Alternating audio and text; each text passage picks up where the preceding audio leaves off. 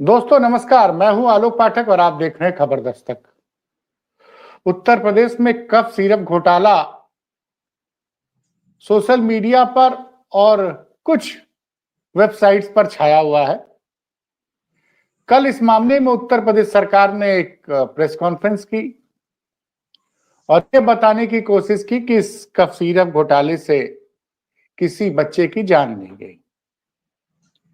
मतलब कितनी जांच हुई, क्या तथ्य हुए नहीं पता चला, लेकिन सरकार ने अपनी तरफ से बता दिया कि ये उतना बड़ा घोटाला नहीं है, ये उस तरह का घोटाला नहीं है राजस्थान की तरह, मध्य प्रदेश की तरह। ये नशीली कफ की सिरप का इस्तेमाल नशीली दवा के रूप में किया जा रहा है, ठीक है, लेकिन इससे किसी की जान नहीं गई।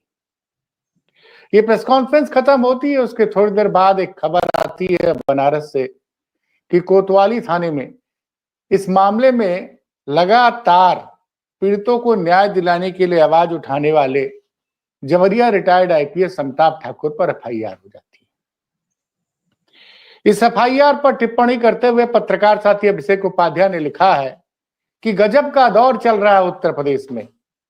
अमिताभ ठाकुर साहब ने कुछ बातें कही, पुलिस जो है इस मामले में बिना अमिताभ ठाकुर से बात किए उनके आरोपी की जांच की, उन पर एफआईआर कर देती है।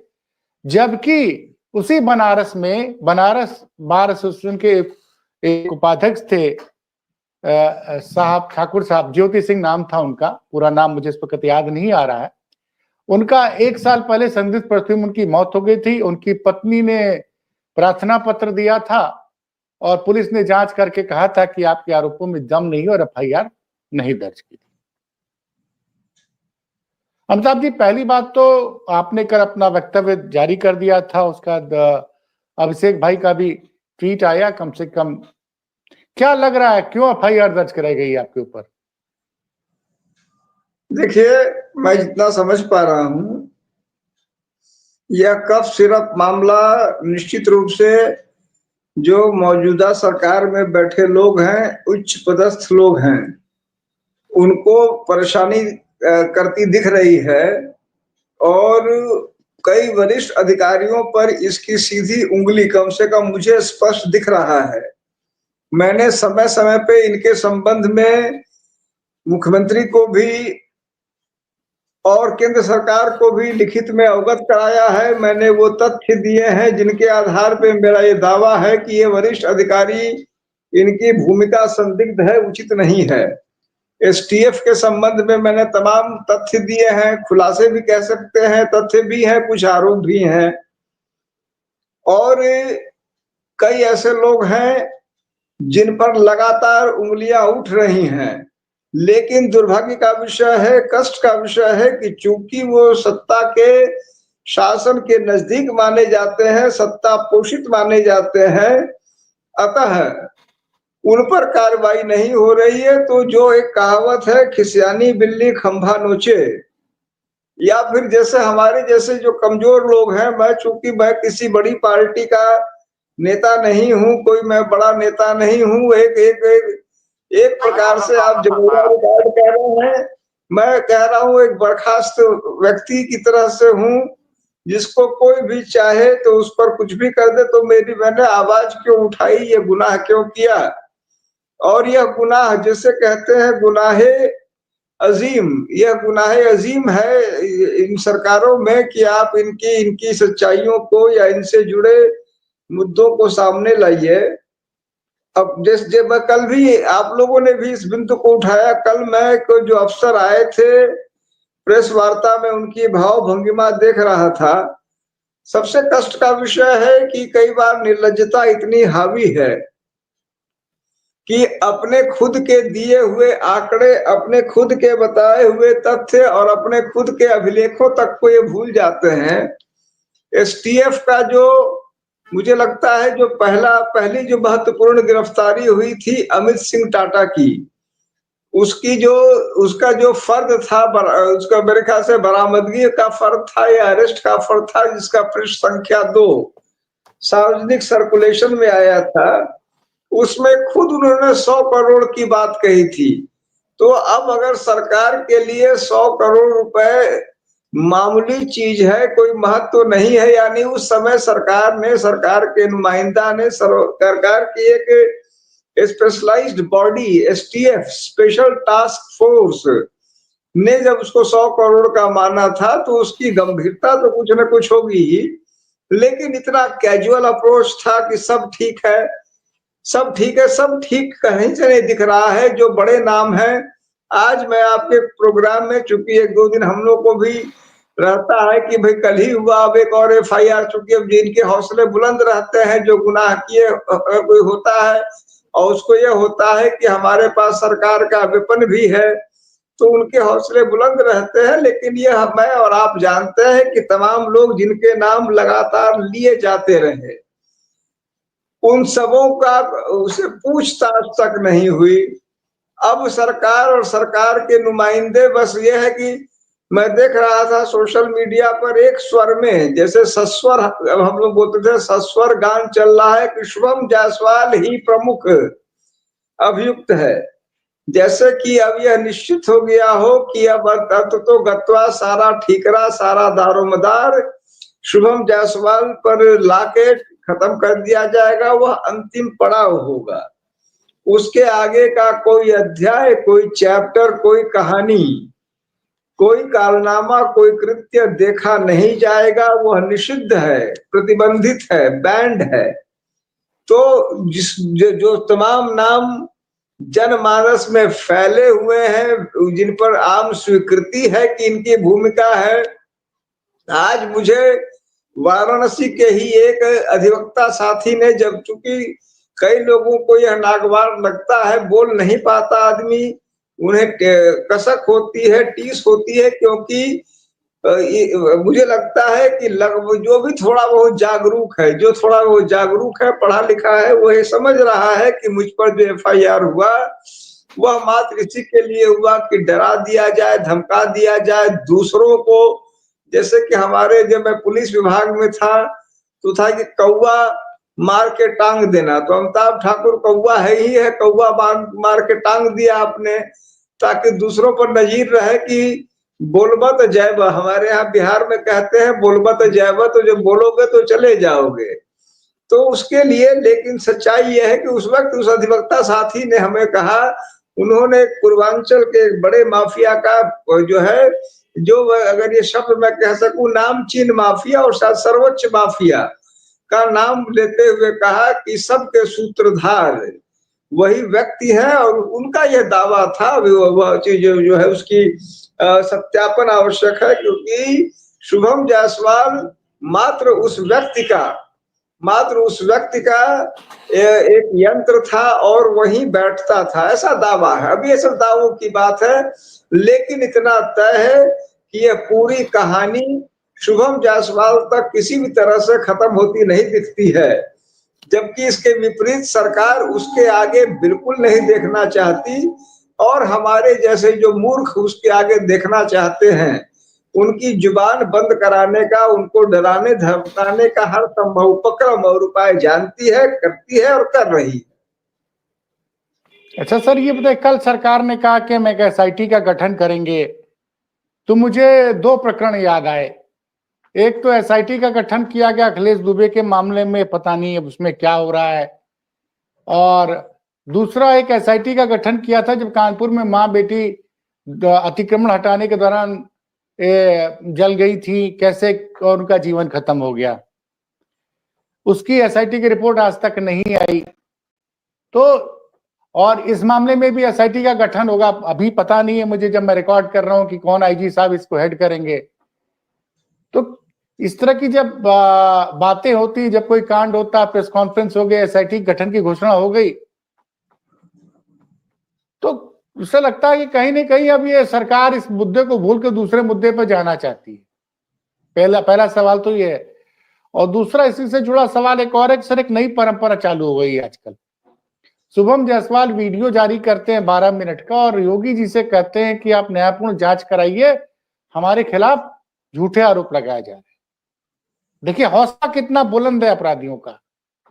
फरार आदमी है, फरार है, हिंदुस्तान में कि विदेश में पता नहीं, वो वीडियो बना के योगी जी का नाम ले रहा है। दूसरा, अखिलेश दुबे के मामले में 2 लोग फरार घूम रहे हैं। उसमें एक भारतीय जनता पार्टी के सम प्रकोष्ठ के साथ नेता भी बताए जा रहे हैं। उन्होंने भी आज वीडियो बयान जारी करके बताया है कि उनको जो है कानपुर के पुलिस कमिश्नर अखिल कुमार ने जबरी फंसाया है। वो और अखिलेश दुबे दरअसल संत महात्मा हैं और अखिल कुमार ने जबरदस्ती इनको फंसा दिया।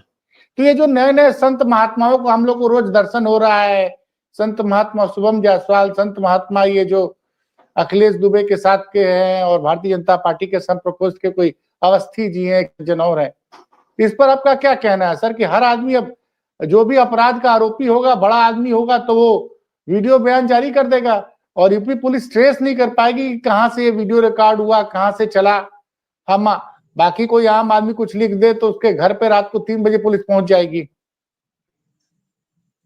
देखिए सर, मैं ये कहना चाहूंगा कि पहले जो से एक आपने एसआईटी की बात कही, तो अब आपको सौदागर फिल्म याद होगा जिसमें वो था कि ये इल्लू इल्लू क्या है, वो जो जो जो हीरो हीरोइन कहते थे कि ये इल्लू इल्लू क्या है। हाँ। तो वह जो से उस समय इल्लू, अब उस तरह से एसआईटी जो है वह इल्लू की तरह हो गया है। यह एसआईटी क्या है, मुझे आपको मैं बताऊं, आपको आश्चर्य होगा जान के। तो ये तो आपको संभवतः ज्ञात होगा कि मुझ पर पिछले कुछ दिनों मुझ पर मेरी पत्नी पे ये लगातार तीसरा एफआईआर है। एक एफआईआर कुछ दिन पहले हुआ था जो देवरिया के 30 साल पहले का मामला था, 30 साल पुराना। तो मुझे जब वह उसको देवरिया ट्रांसफर किया गया, मैंने उसमें आरटीआई मांगा तो उसमें मालूम चला एक एसआईटी उसमें भी गठित थी। जो आप एसआईटी, उसे आपने जब एसआईटी कहा तो आरटीआई में मिला कि चूंकि यह मामला देवरिया का है कि नहीं, यह जांचने के लिए एसआईटी थी। मतलब ऐसी हास्यास्पद स्थितियां हैं। जो देवरिया का ही मामला था, एफआईआर में ही देवरिया लिखा हुआ था कि वहां के औद्योगिक स्थान का मैंने गुनाह किया नहीं किया, और दूसरी बात है, लेकिन खुद लिख रहा है इंस्पेक्टर की देवरिया का है। और फिर भी जो है लखनऊ पुलिस उसमें एसआईटी बना रही है। अब ये, और वह एसआईटी फिर वह कई महीने के जांच के बाद वह पा रही है कि हाँ यह देवरिया का मामला है। तो मैं इस घटना के माध्यम से मुझे खुद लगा कि मुझ पर भी एसआईटी हो गया, मतलब जिस मामले का, तो उसी से मैं एसआईटी का मतलब मैं समझने और समझाने की कोशिश करूंगा कि मेरी निगाह में अब एसआईटी एक नया, जिसको चूरन कहते हैं हम लोग, एक नया चूरन, एक नया भस्म दिख रहा है कि जब कुछ नहीं, चूंकि यह प्रभावशाली किस्म का शब्द है। जैसे पहले एक ओएसडी शब्द पॉपुलर हुआ था, ओएसडी, किसी को भी ओएसडी बना दिया, जिसके कुछ नहीं है, जिसका कोई नहीं उसका खुदा। तो जिसके लिए कोई दायित्व नहीं है, जिसके भौकाल को भी टाइट रखना है, तो आप उसको ओएसडी बना दिया। ओएसडी शब्द का समय के साथ उसकी महत्ता गिर गई, समाप्त हो गया। अब कोई ओएसडी न बन रहा है न बनाना चाह रहा है। अब ये एसआईटी उसी तरह का एक नया कैचवर्ड दिख रहा है कि कुछ नहीं हो रहा तो एसआईटी बना दी। उसका काम क्या है, धंधा क्या है, उसका स्कोप ऑफ वर्क क्या है, वो करेगा क्या, उसकी कार्य योजना क्या है, उसकी अवधि क्या है, उससे एक्सपेक्टेड रोल क्या है, उससे कोई मतलब नहीं है। अब आज ही के समय में कफ सिरप वाले को, अब ये पैरेलल चलते रहते हैं।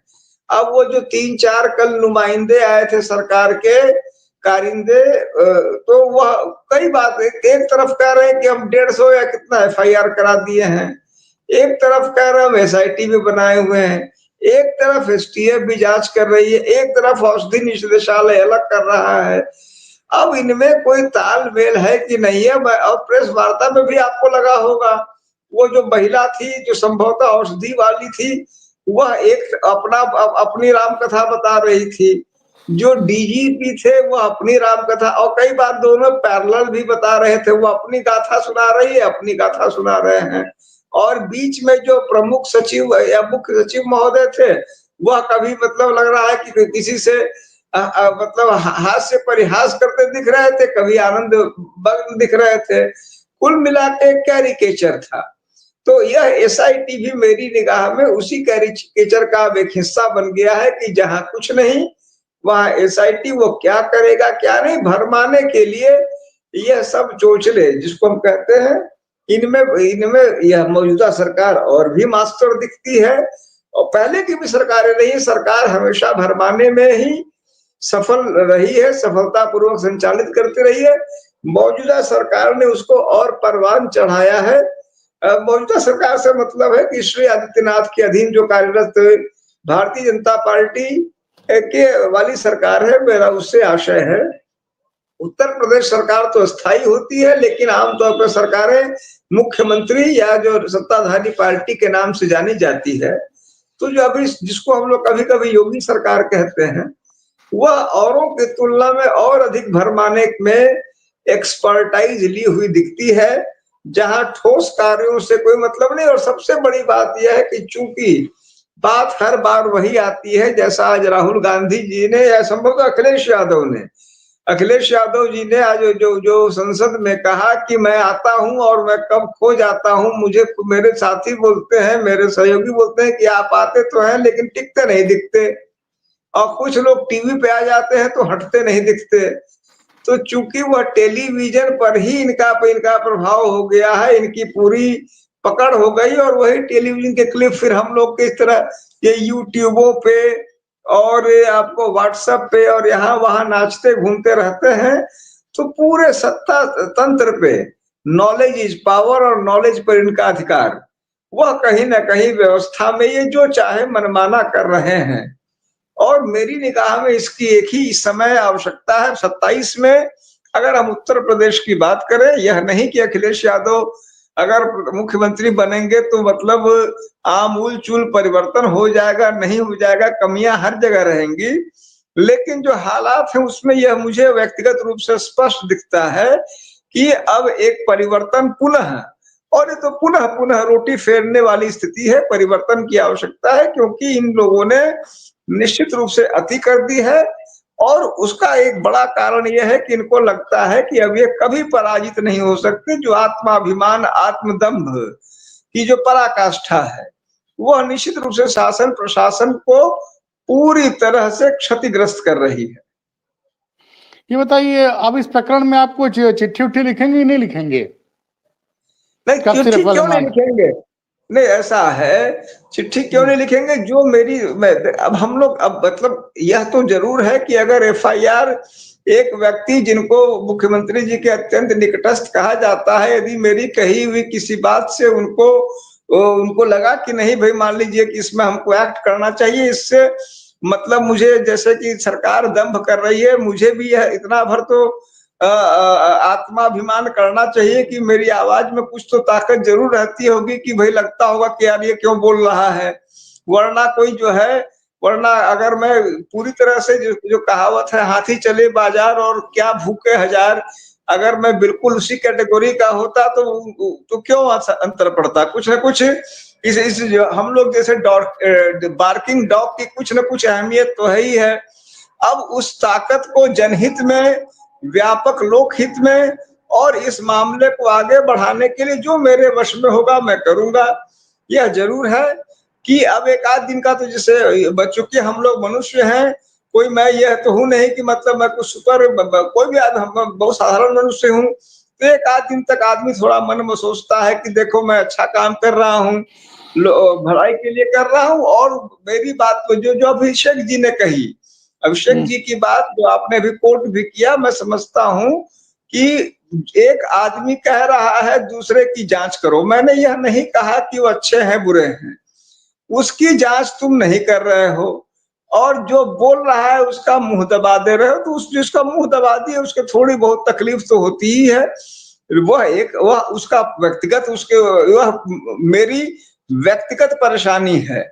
लेकिन जो मेरा सामाजिक दायित्व है कि मैं इस मामले में जो सूचनाएं हो उसको लेके आगे बढ़ूं, और जहां तक संभव हो इस मामले में अपना भी योगदान दे सकूं, ताकि क्योंकि मामला गंभीर है, मामला बड़ा है, मौतें हुई हैं, यहाँ नहीं हुई हैं। सरकार जितना कैजुअल ले रही है उससे मैं नहीं देख पा रहा। 100 करोड़ एसटीएफ अपने रिकॉर्ड पे कह चुकी है। तो इसीलिए जो मेरे वश में होगा मैं भी निश्चित रूप से इसमें अपना सहभागिता करूंगा। तो चलिए, उसका मतलब पीड़ितों को न्याय दिलाने के लिए आप लगातार प्रयास करते रहेंगे। आपको लग रहा है कि आपकी आवाज से लोग डरते हैं, इसीलिए आप पर एफआईआर कराया जाता है, क्योंकि उनको डर लगता है कि आप लगातार सवाल पूछ रहे हैं। और 3 एफआईआर तो इसी साल हो गई। अब इसकी आदत से हो गई है। अब इसकी आदत हो गई है। एफआईआर से डर नहीं लगता साहब? नहीं, डर ऐसा है, मैं झूठ बोल दूं, झूठ नहीं बोल पाता क्योंकि ऊपर वाला है। डर किसको नहीं लगता है, लेकिन अब इसकी आदत हो गई है। और फिर अक्सर मतलब जो है, जैसे कि आदमी कभी कभी कोई लाइन पढ़ लेता है। मैंने मुक्ति बोध की एक वाक्य पढ़ लिया था, तो मैं समझता हूँ जो मुक्ति बोध ने कहा, मैं उसे आज भी मानता हूँ कि उठाने ही होंगे अभिव्यक्ति के खतरे। तो जो अभिव्यक्ति है उसके खतरे मुक्ति बोध ने अनुभव किए होंगे, उन्होंने इस चीज को लिखा। तो हम लोग जैसे मूर्ख जो है मुक्ति बोध की उस बात के पीछे पीछे चलते हैं और उठाते हैं अभिव्यक्ति के खतरे। तो मतलब बड़ी बात आपने कह दी कि भैया हम तो सवाल उठाते रहेंगे, एफआईआर से हम डरेंगे नहीं। अभिव्यक्ति की आजादी पर हमको पूरा भरोसा है और उस विश्वास को मानते हैं। आपने जो समय दिया इसके लिए बहुत बहुत धन्यवाद सर। नमस्ते दोस्तों, नमस्कार। मैं हूं आलोक पाठक और आप देख रहे हैं खबर दस्तक। नशीली कफ सिरप के मामले में एक गिरफ्तारी हुई है अमित सिंह टाटा की। उसके बाद मीडिया में तमाम कवरेज चली, तो जौनपुर के पूर्व सांसद धनंजय सिंह ने सफाई दी। वो कह रहे हैं कि व्यर्थ में मुझे बदनाम किया जा रहा है। मीडिया हाउस मेरे एक फोटो वीडियो को लेके कुछ खबर चला रहे हैं। और इसी बीच अमिताभ ठाकुर, जबरिया रिटायर्ड आईपीएस अधिकारी, ने तो बड़ा खुलासा किया है। अब पता नहीं ये खुलासा सही या गलत है, लेकिन इन्होंने बड़े गंभीर आरोप लगाए हैं। सर, आपने तो जो प्रेस रिलीज आई है एसटीएफ को, उसी को गलत साबित कर दिया है। मुझे इस आशय की सूचना मिली है और यह मैं इसको आश्चर्य इसलिए नहीं मानता। अब पुलिस में अफसर रहा हूं तो कई बार कई लोगों को ऐसा गुनाह करते हुए सुना है, उन पे कार्रवाइयां की हैं और उनके खिलाफ लड़ा हूं। अपने खुद के मामले में जिस घर से मैं आपसे बात कर रहा हूं, इसी घर से मुझे खींच के ले जाया गया। कब ले जाया गया, कब गिरफ्तारी दिखाई गई, क्या वास्तव में हुआ, क्या जनरल डायरी में दिखा, उनका मैं भुक्तभोगी हूं, लड़ रहा हूं। मेरी पत्नी और मुझ पर एफआईआर हो गए। घटना कुछ और थी, टीवी रिकॉर्डिंग, सीसीटीवी रिकॉर्डिंग कुछ और कह रही है। पुलिस ने अपने केस डायरी और जनरल डायरी और एफआईआर में कुछ और लिखा। यह सब देखा है, झेला है। उस आधार पे यह कह सकता हूं कि पुलिस की लिखा पढ़ी में, और एसटीएफ भी पुलिस का ही एक अंग है, अंश है, भाग है, कोई अलग से नहीं, कुछ कोई अलग चीज है। तो इस प्रकार की स्थितियों के होने से इनकार नहीं किया जा सकता। ये तो प्राथमिक बात है। अब दूसरी बात यह है कि जो बातें मुझे बताई गई हैं, जो मैंने एक प्रेस रिलीज के माध्यम से मैंने उसे जारी भी किया है, संभवतः उसकी एक प्रति आपको प्राप्त हुई हो, तो उसमें जो बात उसी को पढ़ के मैं आपको फोन किया हूं। तो उसमें जो बातें लिखी हुई हैं वह अक्षरशः वही बात है जो मुझे एक व्यक्ति ने, जैसे कि अब आपके हमारे पास भी, जिसको हम लोग तो चुनाव आयोग जैसे सूत्र बन गया है, वैसे सूत्र तो नहीं, लेकिन हम लोग, हमारे आपके पास भी कुछ लोग होते हैं जिनको विश्वास होता है, जानकारी दे देते हैं। तो एक व्यक्ति जो कि काफी दिनों से विश्वास योग्य रहा है, उसने मुझे ये बातें बताई और उसने मुझे यह भी बताया कि उनका सोर्स क्या है। तो उसने भी नाम नहीं बताया, लेकिन यह बताया कि एसटीएफ के वो लोग, जो लोग मतलब इस पूरे घटनाक्रम में से खुश नहीं हैं और उससे कहीं ना कहीं दुखी हैं, उन्होंने यह जानकारियां दी। बल्कि एक पन्ना भी, अगर आपने देखा हो, जो फर्द कहलाता है, यानी जो संभवतः वो अरेस्ट वारंट, अरेस्ट मेमो है संभवतः, या फिर उसकी जो रिकवरी मेमो में से कुछ एक होगा। उस मेमो में की एक कॉपी भी मुझे भी दी और वो ऐसा लगता है कि वो जेन्युइन अरेस्ट मेमो या रिकवरी मेमो है, जिसमें कि जो बर्खास्त सिपाही हैं वो मिस्टर सिंह, मैं नाम भूल रहा हूँ उनका पहला नाम, आलोक सिंह, आलोक सिंह। आलोक प्रताप सिंह। तो आलोक प्रताप सिंह के कई कंपनियों का उल्लेख है, कई और ईमेल वगैरह का भी जिक्र उसमें है। यह बताया गया है कि उस समय भी यह बात क्लियर हो गई थी कि आलोक प्रताप सिंह के खिलाफ तमाम साक्ष्य हैं, तथ्य हैं, अन्य लोगों के भी नाम आ गए थे। और लेकिन बताया गया है, जो बातें उसमें हैं, हमने जो कही है कि एक चीज कहा गया है कि कथित रूप से यह लोग उज्जैन से लौट रहे थे महाकाल के दर्शन करके, और उन्हें लखनऊ में ही उन्हें उन्हें रोका गया और उनके पास से जो जानकारी दी गई है, और उनके पास वो उस समय वो एक बुलेट प्रूफ गाड़ी में थे। उसमें दोनों व्यक्ति की बात कही जा रही है, अमित सिंह की भी और वो आलोक प्रताप की भी। और उसमें रुपए थे, उसमें अवैध हथियार था, ऐसा बताया गया है। और यह बताया गया है कि यह सब कुछ एसटीएफ मुख्यालय तक गया और उसके बाद एक अफसर का नाम लिया गया है। वह नाम मैंने उसको वहां ए कर दिया है कि उन्हें उनको, और एक जगह हमने एक व्यक्ति का नाम बी कर दिया है कि उस बी के दबाव में ए द्वारा यह निर्णय लेते हुए उसमें उसमें गड़बड़ियां की गई, यह आरोप है। और गड़बड़ियों में यह कहा जा रहा है कि आलोक सिंह को छोड़ दिया गया जबकि वह गिरफ्त में आ गए थे। यह कहा जा रहा है कि उस जो बुलेट प्रूफ गाड़ी है उसको एक दूसरी गाड़ी से परिवर्तित कर दिया गया। यह कहा जा रहा है कि जो धनराशि थी वह छोड़ दी गई, और यह भी कहा जा रहा है कि वह अवैध असले छोड़ दिए गए। इस तथ्य को पब्लिक डोमेन में लाने का मेरा आशय यह था। पहली बात जैसी मैंने आपको कही कि अब मैं दावे से कह सकता हूं कि इस प्रकार की घटनाएं घटती हैं। ये बल्कि अभी मुझे किसी ने बताया कि जो बर्खास्त सिपाही हैं ये शायद एसटीएफ से इसी प्रकार के किसी कार्य से बर्खास्त हुए थे, एसटीएफ से या लखनऊ पुलिस से सोना चोरी या कोई चीज में जो है सोना चोरी, सोना लूट या किसी कांड में बर्खास्त हुए थे, ऐसा मुझे बताया गया है। और किसी रिकवरी में ही ये बर्खास्त हुए थे। तो रिकवरी की तमाम घटनाएं हम लोगों ने देखी हैं कि पुलिस करोड़ों की रिकवरी कर लेती है, उसको गायब कर देती है। कुछ में मुकदमात भी हुए हैं, पिछले दिनों भी मुकदमे हुए हैं। तो यह कोई आश्चर्य की बात या अचंभे की बात या पहली पहली बार जैसे कोई कहे कि मैंने अरे मैं तुम्हें पहली बार सुन रहा हूं, तो पहली बार सुनने की बात नहीं है। एसटीएफ को लेकर लगातार कई इस तरह के आरोप लगते रहे हैं। एसटीएफ पे मैंने कई बार लिख लिख के दिया है, एक्सटॉर्शन के गंभीर आरोप लगातार लगे हैं। अब उसको एनकाउंटर का भय दिखाकर एक्सटॉर्शन करने की बात, लोगों के फोन टैप करके डराने धमकाने की बात, स्वयं मेरे फोन को कई बार टैप करने का मुझे एसटीएफ का ही एक अधिकारी ने यह बात बताई थी कि आपका फोन लगातार टैप हो रहा है। मैंने लिखित रूप से दिया, मैं लोकायुक्त तक गया, अभी तक उसकी जांच नहीं हुई है। एसटीएफ में एक ही व्यक्ति पिछले लगभग 7-8-9 वर्षों से उसके मुखिया बने हुए हैं। वह एक अलग तहखाना बन गया है, एक ऐसा तहखाना जहां जायज नाजायज सब वाजिब है। जब तक ऊपर वाले की इच्छा हो तो सब चल रहा है। उस संगठन के द्वारा जो निश्चित रूप से जैसे कहावत है कि पानी ठहर जाता है तो मैला हो जाता है, तो एक ठहरा हुआ एक एक कूप बन गया है एसटीएफ, जिसके अंदर एक ही व्यक्ति का राज है। वह व्यक्ति अंदर क्या कर रहा है आप देखेंगे। यही गोमती नगर में हाईकोर्ट के ही बगल में मेरे ख्याल से इंदिरा प्रतिष्ठान के आसपास सामने ही तो उसका दफ्तर है। वो एक फोर्ट की तरह है, वहां गेट बंद रहता है, न किसी का आना न किसी का जाना, अंदर क्या हो रहा है नहीं हो रहा है।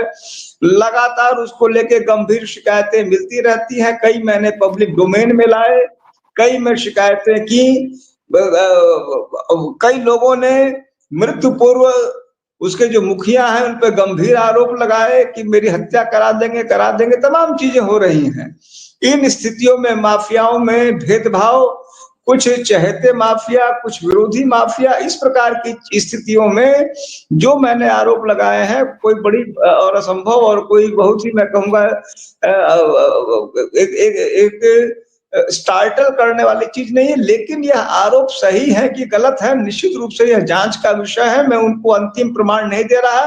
अगर मेरे पास वो तथ्य पूरी तरह प्रमाणित रूप से होते, प्रमाणित रूप से जिसको कहते हैं वीडियो रिकॉर्डिंग होती, कुछ होता, तो मैं उसमें नाम भी जो ए और बी मैंने वहां छोड़ दिया, वह नाम भी मैं पब्लिक डोमेन में लाता। मेरे पास वो नहीं है।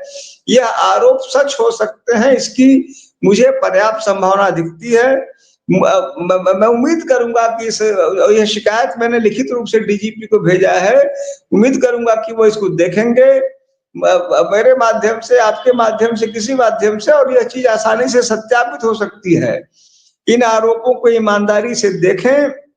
अगर सत्यता हो तो कार्रवाई हो, नहीं हो तो मुझे सूचित करें। मैं इस बात को, मतलब यह नहीं कि मैं उसको कोई गलती मानूंगा, क्योंकि इसमें उद्देश्य यह नहीं है, तभी मैंने ए और बी का नाम पब्लिक डोमेन में नहीं लाया। लेकिन यह जरूर है कि मैं ये चाहूंगा कि यह जांच भी हो और इसकी जानकारी सार्वजनिक हो। इस प्रकार के गंभीर आरोप लगातार एसटीएफ पे लग रहे हैं, लगातार लग रहे हैं, एक नहीं अनेकानेक लगे हैं।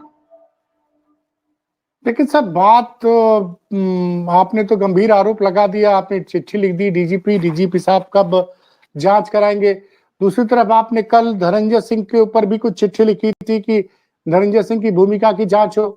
आज उन्होंने भी बकायदे चिट्ठी लिख दी कि हमको बदनाम किया जा रहा है और वो प्रधानमंत्री की छवि को धूमिल करने के लिए प्रयास किया जा रहा है। कांग्रेस के लोग, विपक्ष के लोग फर्जी आरोप लगा रहे हैं और वो उन्होंने भी सीबीआई जांच की मांग कर दी। तो सर मैं इस बात का स्वागत करूंगा। मैं, देखिए, उन्होंने पत्र लिखा है तो उस बात का स्वागत है, और मैं समझता हूं कि सीबीआई जांच हो, यह हम सबों की मांग है, उनकी भी मांग है। देखिए, अब जैसे धनंजय सिंह जी वाली बात है, मैंने उस समय भी, कल जब मैंने उनका नाम लिया, सार्वजनिक किया, जो भी मेरी हैसियत है उसमें मैंने ये बात कही, तब मैंने कहा कि मैंने अपने साक्ष्य भी प्रस्तुत किए, लेकिन वह साक्ष्य यह नहीं थे, जैसा भी मैंने कुछ देर पहले कहा कि मेरे पास इस बात की वीडियो रिकॉर्डिंग हो, उनकी कंपनियों के डिटेल हो, और इस प्रकार के साक्ष्य नहीं थे। साक्ष्य क्या थे?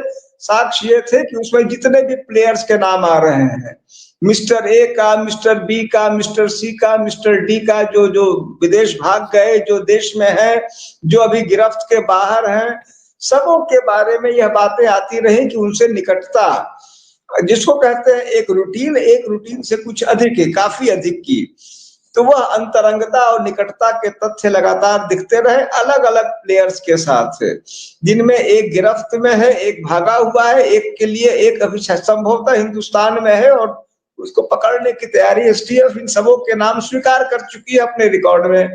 इन तीनों चारों, कम से कम 3 नाम तो मैं समझता हूँ, शुभम, टाटा और ये जो आलोक प्रताप, इन तीनों के साथ उनकी निकटता के तथ्य लगातार पब्लिक डोमेन में है। तो अब वह जांच के घेरे में स्वतः आते हैं, लेकिन यह भी सही है कि पब्लिक लाइफ लीड करने वाले व्यक्ति के लोगों से संबंध हो सकते हैं, होते हैं, वह उनको बेनिफिट ऑफ डाउट है। अगर उनको लगता है कि उनका नाम बदनाम हो रहा है, उनके नाम के साथ खिलवाड़ हो रहा है, हर व्यक्ति को अपने नाम के बचाव का अधिकार है, उन्हें भी पूरी तरह अधिकार है, और मैं उनके इस बात का स्वागत करता हूं। उनके इस बात का भी स्वागत करता हूं कि उन्होंने सीबीआई जांच की मांग की है। मुझे लगता है कि अगर हम लोग जैसे गरीबों की बात न सही, उन्हीं की बात सुन के सीबीआई जांच करा ली जाए, मैं स्वागत करूंगा। बस इतना भर में जरूर, मतलब मुझे लगता है कि इतनी अपने लिए प्रधानमंत्री जी और मुख्यमंत्री जी का नाम लेने की कोई जरूरत नहीं थी। मतलब प्रधानमंत्री जी हैं, मुख्यमंत्री हैं, धनंजय सिंह जी हैं। अब यह कहना कई थोड़ा, जिसको कहते हैं अतिरेक दिशा दिखता है कि प्रधानमंत्री और मुख्यमंत्री को बदनाम करने के लिए धनंजय सिंह को बदनाम किया जा रहा है। धनंजय सिंह जी का एक लंबा इतिहास रहा है, तब से मुझे लगता है पब्लिक डोमेन में इसको नरेंद्र मोदी जी अगर बुरा ना माने तो नरेंद्र मोदी से कई साल पहले से चर्चा में रहे हैं धनंजय सिंह, अपने अच्छे बुरे कृत्यों कार्यों के कारण। तो उस समय नरेंद्र मोदी प्रधानमंत्री नहीं थे और उस समय योगी आदित्यनाथ जी भी सीमित क्षेत्र में थे, उस समय भी ये एक मतलब मैं कहता हूं कि उत्तर प्रदेश भर में धनंजय सिंह का अच्छे बुरे जिस भी रूप में रहा एक नामचीन शख्सियत थे, मतलब उनपे तब उनको जब भी माफियाओं की और दबंगों की और जिसको बाहुबली कहते हैं ऐसे लोगों की चर्चा होती रही, धनंजय सिंह की चर्चा होती रही। छुटपन से ही समझिए इन्हें यह सौभाग्य मिला कि इनके नाम की चर्चाएं होती रही, इसीलिए अपने नाम से जबरदस्ती, मुझे लगता है इसकी कोई विशेष आवश्यकता नहीं थी कि इस मामले में वो प्रधानमंत्री और मुख्यमंत्री की गरिमा को भी लाते। उनकी यह मांग पूरी तरह वाजिब है कि सीबीआई जांच हो, यह असंभव नहीं है कि वो इसमें शामिल ना हो, असंभव नहीं है, क्योंकि जब तक कोई चीज प्रमाणित नहीं हो जाए हार्ड फैक्ट्स के आधार पे, तब यह मैंने आशंका की बात की, मैंने जांच की मांग की, मैं अपनी जगह सही हूं, वो अपनी जगह सही है और आप लोग भी अपनी जगह सही हैं। उनकी सिर्फ इस दो बातों से मुझे ना इत्तेफाकी है कि पत्रकार कोई निर्णय नहीं करते, पत्रकार केवल ओपिनियन देते हैं, मांग करते हैं, जैसे मैं निरीह मांग करता हूं वैसे ही आप निरीह मांग करते हैं। इसीलिए इससे पत्रकारों से नाराजगी की बात का कोई कारण मुझे नहीं दिखता। मतलब वो जबरदस्ती पत्रकार जैसे कि सर 1 मिनट में वो लाइन पढ़ दे रहा हूँ, जो लाइन मतलब ऐसा लिखा गया उसमें, आप सभी को भी बताना चाहता हूं कि इस संबंध में मैं माननीय प्रधानमंत्री जी और माननीय मुख्यमंत्री जी को पत्र लिख रहा हूं, जिससे भ्रामक खबर चलवाने और राज्य सरकार की छवि धूमिल करवाने का चेहरा उजागर हो सके। अब चेहरा बताइए। तो उजागर ही है, कोई चेहरा छिपा के देखिए, आपने भी ट्वीट किया, कई और साथियों ने ट्वीट किया, कोई चेहरा कहाँ छिपा रहा है, चेहरा कोई नहीं छिपा रहा, उनको अलग से उजागर नहीं कराने की जरूरत है। उनकी यह मांग सही है कि भाई सीबीआई जांच हो, यह असंभव नहीं है कि उसमें शामिल ना हो, संभव है कि वो ये सब मित्र हो, ये करते हो, न जानते हो, ये सब संभव है, लेकिन इसमें चेहरे वाली बात कोई जरूरत नहीं है। प्रधानमंत्री मुख्यमंत्री को इसमें लाने का मुझे कोई विशेष कारण नहीं दिखता।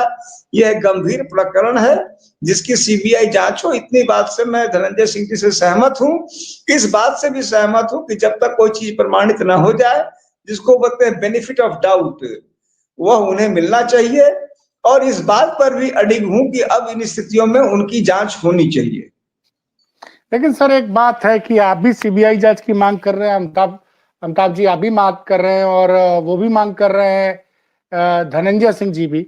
लेकिन मेरा अपना अनुभव है कि जो मामले सीबीआई जांच में जाते हैं उनका हश्र क्या होता है, तो मामला एक तरह से ठंडे बस्ते में चला जाता है। सीबीआई का मतलब प्रोसिक्यूशन रेट बड़ा कमजोर है। ऐसा नहीं हुआ कि सीबीआई ने किसी मामले की जांच की और अपराधी को सजा मिल गई। ये बड़ा गंभीर मामला है सर। ये नकली कफ सिरप कोडीन मिला के पूरे कई सरकार खुद मांग रही है कि 100 करोड़ से ऊपर का मामला है, लेकिन बड़ी बात यह है कि जो डॉक्टर्स बता रहे हैं कि इसको पीने से कई लोग बच्चों को नशा हो जाता है।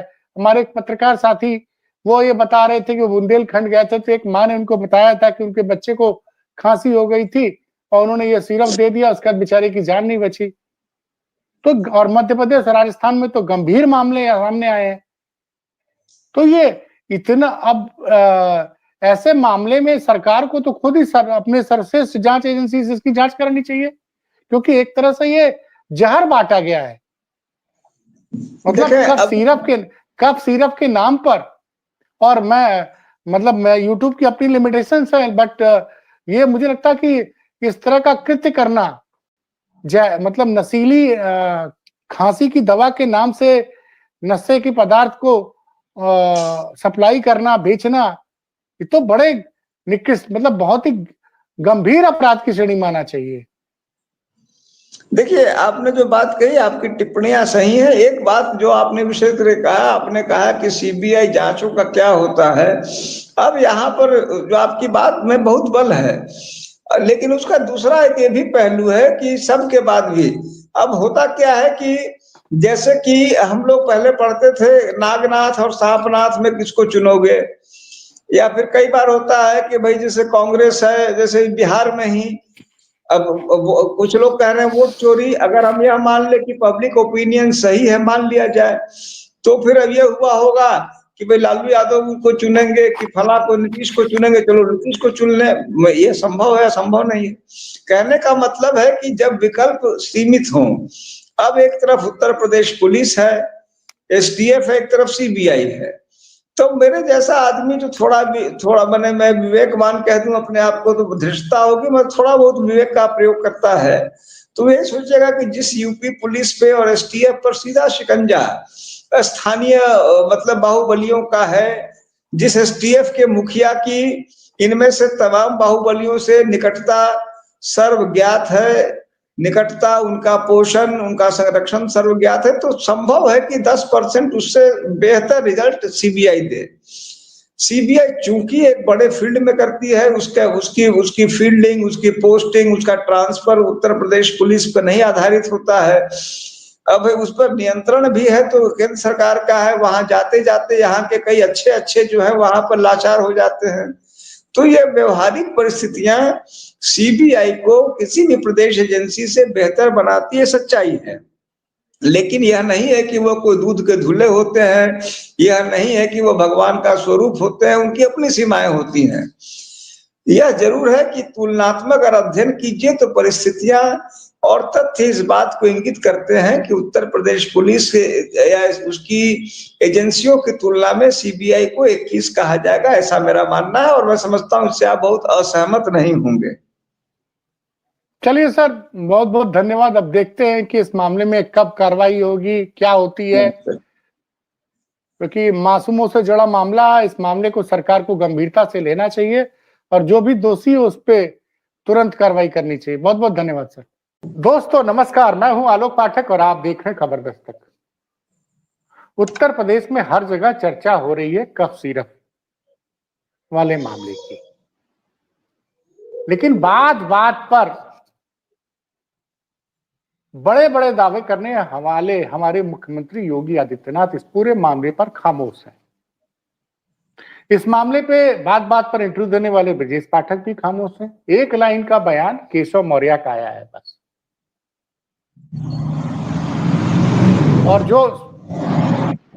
जो भी समस्या ये है कि जो भी लोग पकड़े गए हैं उसमें एक गिरफ्तारी अमित सिंह टाटा की हुई और दूसरी एक बर्खास्त सिपाही है एसटीएफ का, वो गिरफ्तार किया गया कल पलासी माल के पास से। मजेदार बात यह है कि उसने सरेंडर करने के लिए परसों अर्जी दी थी और एक वीडियो कलेक्ट्रेट से कचहरी से आया जिसमें लग रहा है कि उस आराम से बैठा हुआ है और जैकेट पहनी हुई है, और मतलब ऐसा लग रहा था कि जैसे वो कैदी नहीं दामाद हो। किसका दामाद हो तो भाई। तो सर आज आप इस प्रकरण पे आप सबसे ज्यादा मुखर है, लगातार लिख रहे हैं कि कल का जो घटनाक्रम हुआ, जिस तरह से आलोक सिंह की गिरफ्तारी पत्रकार परवेज अहमद कहते हैं दिखाई गई है और उन्होंने प्रेस रिलीज एसटीएफ ही कहती कि वो गिरफ्तार किए गए हैं, तो पहला सवाल तो यह है कि अब तक की जांच से आपको क्या लगता है कि क्या होगा, और दूसरा ये कि सही में असली मुलजिम पकड़े जाएंगे कि सिर्फ खाना पूर्ति की जा रही है।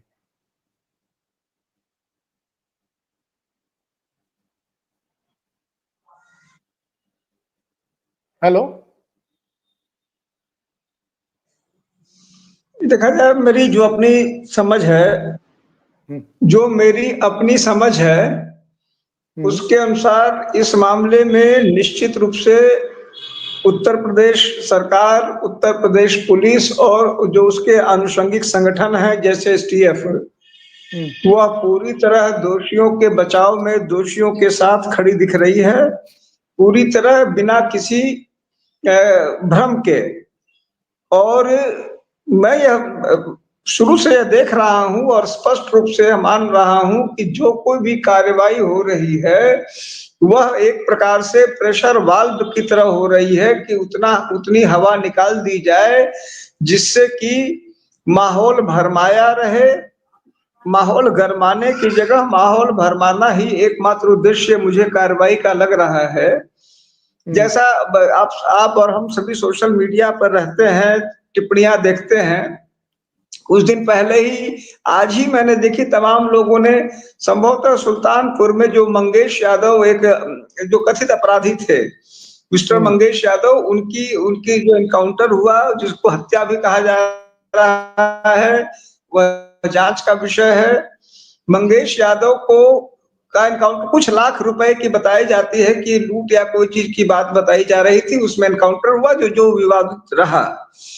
तमाम मैं देखता हूं, एक दिन मैं देख रहा था, एक यहाँ पे इस समय नामचीन अफसर हैं, पहले संभल में थे, अब मेरे ख्याल से फिरोजाबाद में है, और वह मतलब कभी गदा कभी अन्य तमाम कारणों से वो जो है वो उनकी पुलिसिंग होती रहती है। तो एक मैंने वीडियो देखी थी, मुझे लगता है कि 3-4 महीने हो गए होंगे, जब संभल में किसी पत्रकार ने उनसे इंटरव्यू मांगा था और उस दौरान कुछ बदतमीजी कर दी थी, ऐसा लगता है। और कुछ दिन बाद जो एक चहेता एक स्टाइल निकला है उत्तर प्रदेश पुलिस का, जिसमें किसी को व्हील चेयर उठा के, कुशीनगर में आपको याद होगा जाली नोट वाले मामले में 11 या 12 लोग व्हील चेयर पे निकलते हुए दिखे थे कोर्ट से ही, और सभी माफी मांग रहे थे, भविष्य में अपराध नहीं करूंगा। वैसे ही वो पत्रकार भी माफी मांग रहे थे, लंगड़ा के चल रहे थे। मुझे लगता है कि हजारों की संख्या में उत्तर प्रदेश पुलिस ने ऐसे वीडियो रिलीज किए होंगे, जब छोटे छोटे अपराधों में या बिना अपराध के भी बनावटी अपराधों में लोगों के पांव में गोलियां मारी गई, सीने में गोलियां मारी गई पिछले 8 सालों में। और उनकी तुलना में इन मामलों में जो कार्रवाइयां हो रही हैं, किस समय हो रही हैं, वह सब कुछ इतना ज्यादा भ्रमात्मक है, दिखावटी है, नकली है कि निश्चित रूप से हर व्यक्ति या ज्यादातर व्यक्ति, सिवाय वो लोग जो भी मान लीजिए जो इन लोगों के समर्थक हैं, वह तो निश्चित रूप से इन बातों को उनके पक्ष में देखेंगे। लेकिन मुझे ऐसा लग रहा है कि जो भी औसत व्यक्ति है जो इन मामलों के प्रति गंभीरता से देख रहा है, वो इन्हें बेहद ही सतही, बनावटी और सुपरफिशियल कार्रवाई मान रहा है, और उसे स्पष्ट लग रहा है कि दोषियों को बचाने का पुरजोर कार्य और प्रयास हो रहा है। लेकिन सर मतलब दोषी को बचाने का काम तो हो रहा है, जैसा आप कह रहे हैं। ये बड़ा मुद्दा है ना भाई, मासूम बच्चों को आप कफ सिरप के नाम पे ऐसी चीजें दे रहे जिसमें कईयों की जान चली गई और कईयों का जो है वो नशे की आदत पड़ गई। और मजेदार बात है कि इसके बचाव में कुछ लोग कह रहे हैं कि यूपी में तो जान ही नहीं गई है, जबकि आप भी जानते हैं कि बीमार हो जाता ग्रामीण क्षेत्र में बच्चा, जान चली जाती है तो कोई वो तो दवा खिलाया नहीं बचा, तो आदमी क्या समझ रहा है। आज तक के रिपोर्टर हैं संतोष जी, उनसे मेरी बात हुई तो उन्होंने कहा मैं गया था बुंदेलखंड, तो एक ग्रामीण महिला मिली कि हमारे बेटे को भैया खांसी हो गया था, एक कप शरीफा पिलाने के बाद वो बचा नहीं। तो भाई जो मामला रिपोर्ट नहीं होगा तो आप कहेंगे यूपी में तो कुछ हुआ ही नहीं है। देखिए, मैं जितना समझ पा रहा हूं, और मैं यह बात मुझे लगता है कि यह ऐसा नहीं कि कोई बिल्कुल नई बात है, लेकिन मैं यह बात मैं कहूंगा कि पूरे विश्वास के साथ कहना चाहूंगा, अपनी आत्मा को गवाह मान के कहना चाहूंगा स्वयं के लिए कि मैंने तमाम राजनीतिक दलों के शासनकाल में महत्वपूर्ण दायित्व निर्वहन किए, गैर महत्वपूर्ण भी किए, शासन को नजदीक से देखा, लेकिन मैंने इतना पक्षपात पूर्ण कार्य आचरण और व्यवहार अब किसी का नहीं देखा, किसी का नहीं। और इतनी निर्लज्जता के साथ भ्रष्टाचार किया जाना, कदाचार किया जाना, दबंगई किया जाना, और मतलब जैसे कि बिल्कुल जो कि नग्नतापूर्ण स्थिति में इस प्रकार से कार्य करते हुए मैंने किसी शासनकाल में कभी भी स्थितियां नहीं देखी, जिनमें बिल्कुल जैसे कि हम लोग जब एसपी थे तब भी, और जब बाद में जब वरिष्ठ पदों पर गया तब भी हम लोग मानते थे कि 18, 20, 17, 20 तक चलता है। सत्ताधारी पार्टी हमेशा अपने आप को सुपीरियर समझता था और उसकी बातों को ज्यादा तवज्जो देना। मैंने भी किया होगा कि एक ही साथ अगर 2 विधायक आए तो सत्ताधारी पार्टी के विधायक को पहले बुला लिया, उसको 15 मिनट दिया, इसको 10 मिनट दिया, अगर बिल्कुल समान स्थिति है तो 19-20 कर दिया। लेकिन इस सरकार ने मुझे लगता है कि कुछ ऐसे विलक्षण कार्य किए जो पहले कभी किसी ने नहीं किया, जैसे कि माफिया को सीधे सीधे 2 वर्ग में वर्गीकृत करना, जो सबसे बड़ी बात है। कुछ लोग स्पष्ट रूप से आदित्यनाथ के निकट चहेते के रूप में उभर के आए। तमाम ऐसे माफिया हैं जिनमें जैसे भी धनंजय सिंह जी का नाम तेजी से आ रहा है, लेकिन ये अकेले नहीं है। श्री ब्रजेश सिंह एक लंबे समय बाद जेल से निकल के आए। हमने देखा जो कभी नहीं हुआ वो श्री आदित्यनाथ के समय हुआ।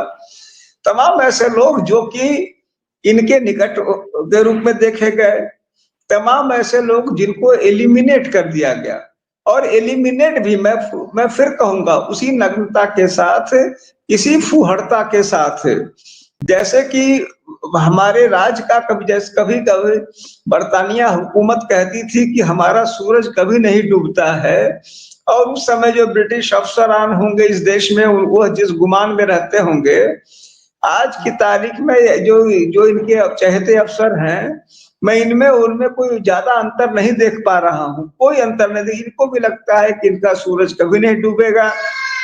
आप बताइए कि जिस तरह से मैं कहूंगा मुन्ना बजरंगी कैसे व्यक्ति थे, उस पर जाना जरूरी नहीं है, लेकिन किस प्रकार से उनकी हत्या बागपत जेल में हुई, किन परिस्थितियों में हुई, किस पृष्ठभूमि में हुई, और उसके परिवर्ती क्या कार्रवाई हुई, वो एक नजीर है।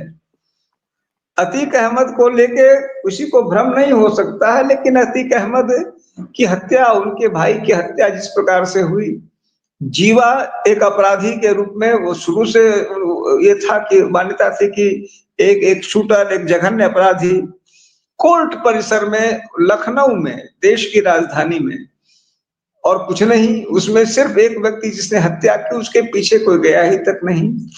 तो एक ही सा, और उधर दूसरी तरफ देखिए धनंजय सिंह के मामले में, अब देखिए पहले अमित सिंह टाटा का आया कि उनसे निकटता है, अब ये जो नए पकड़े गए हैं आलोक सिंह के साथ तो 2-2, 3-3 क्लियर कट। पहला कि उनके घर के मकान संख्या 17 बनसफा, शायद उनके गांव का या जो भी कस्बे का नाम है बनसफा, मकान संख्या 17 में 17 लोग रहते हैं, जिसके मुखिया श्री धनंजय सिंह के पिता श्री राजदेव सिंह हैं, और उसमें क्रम संख्या 118 पे स्वयं श्री धनंजय सिंह का नाम है, और 120 पे श्री आलोक सिंह का नाम है, जो मूल रूप से चंदौली के रहने वाले हैं शायद। तो चंदौली का व्यक्ति, उसका वोटर आईडी बन रहा है श्री धनंजय सिंह के मकान के पते से, ये आप समझ लीजिए। श्री धनंजय सिंह के मकान के ठीक सामने लखनऊ में उनका करीब 10,000 वर्ग फीट का मकान, और वो भी जो मुझे जानकारी है एलडीए की अनुमति के बिना यह बन रहा है, कोई कार्रवाई नहीं हुई। आपने सही कहा, हम वो लंगड़ाता हुआ फोटो देख रहे थे उस व्यक्ति का जिसका गुनाह के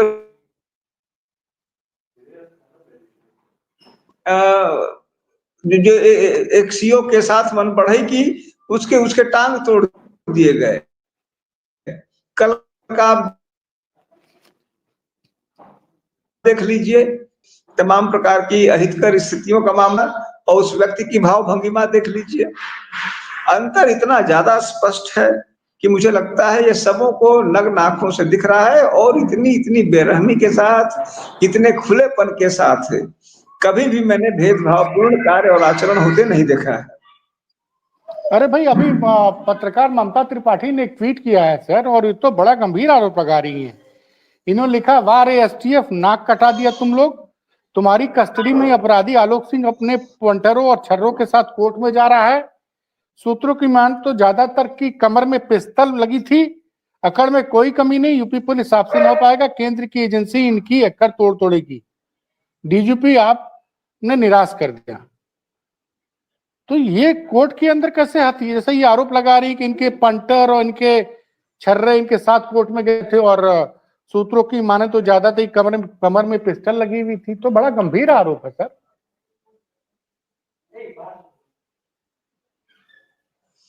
कोई भी इसमें मतलब तो मैं भी आपके साथ जब बैठा हूं तो वो वीडियो देख रहा हूं, वास्तव में इस तरह से जो अगल बगल लोग खड़े हैं और जिस प्रकार के, मैं उस कोर्ट में, मुझे तो सौभाग्य हर जगह का मिला है, वहां अपराधी होकर खड़े होने का भी मुझे सौभाग्य मिला है। उस जहां पर यह खड़े दिख रहे हैं वहां मैं खड़ा रह चुका हूं। तो एक व्यक्ति की एक अपराधी के रूप में जो स्थिति होती है और इनकी जो दिख रही है, इसमें जमीन आसमान का अंतर दिख रहा है।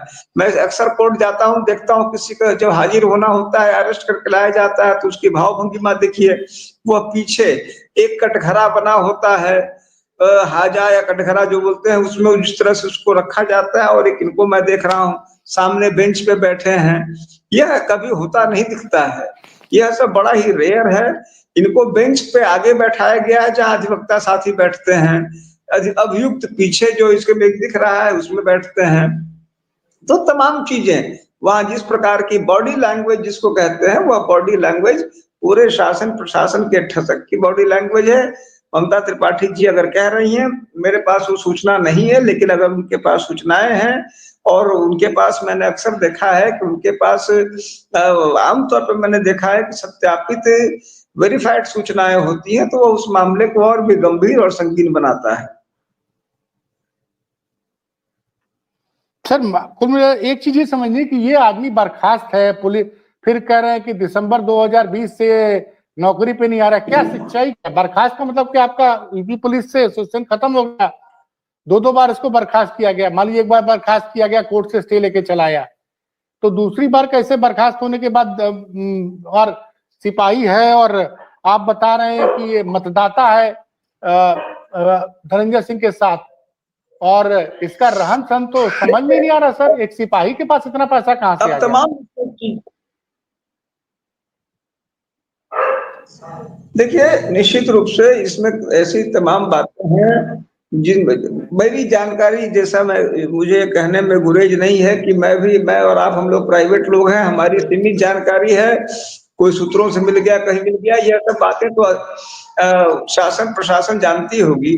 लेकिन जो भी बात है वो अपने आप में मतलब एक बहुत ही विभत्स स्थिति की ओर इशारा कर रही है, और साफ साफ दर्शा रही है कि इस मामले में गजब बेईमानी और भ्रष्टाचार, एक तो पूर्व में भ्रष्टाचार हुआ, अब जांच में भ्रष्टाचार हो रहा है। मतलब आप ये कह रहे हैं कि पूरे जांच में भ्रष्टाचार हो रहा है, इसका सिर्फ प्रकरण में? आप खुद ही देख रहे हैं। अब जैसे शुभम जायसवाल जो भाग गया, मैं यह मानने को किसी स्थिति में तैयार नहीं होऊंगा कि जो एसटीएफ, मुझे मालूम है, मुझे एसटीएफ के लोगों ने बताया कि कई बार आपके फोन की टैपिंग या सामान्य रूप से फोन की टैपिंग होती है, सैकड़ों की संख्या में मैंने सुना है कि अमिताभ यश जी सैकड़ों की संख्या में लोगों की फोन टैपिंग, अवैध फोन टैपिंग कराते हैं। मैंने लिख लिख के भी दिया, कई बार कोई जांच नहीं हुई। तो जहां पर सैकड़ों की संख्या में अनवरत फोन टैपिंग हो रही है, वहां पर शुभम की न टैपिंग हो रही हो, वह आराम से निकल जाए, यह बात विश्वसनीय नहीं है, किसी प्रकार से नहीं है, और बिना मिली भगत के संभव नहीं। अब आप कह रहे हैं कि सर जांच में भ्रष्टाचार हो रहा है, आप आरोप लगा रहे हैं, तो फिर जांच का फायदा क्या है? जांच का फायदा तो देखिए यही इतना ही भर है कि कुछ नहीं, जैसे हमारे यहाँ और संभवतः यहाँ भी एक कहावत है कि न मामा से काना मामा अच्छा। तो अब यही दिख रहा है कि अभी चूंकि इसकी तो सीबीआई से जांच होनी चाहिए, ईडी से जांच होनी चाहिए, सक्रिय जांच होनी चाहिए, उत्तर प्रदेश सरकार बिल्कुल उस दिशा में कार्य नहीं कर रही है।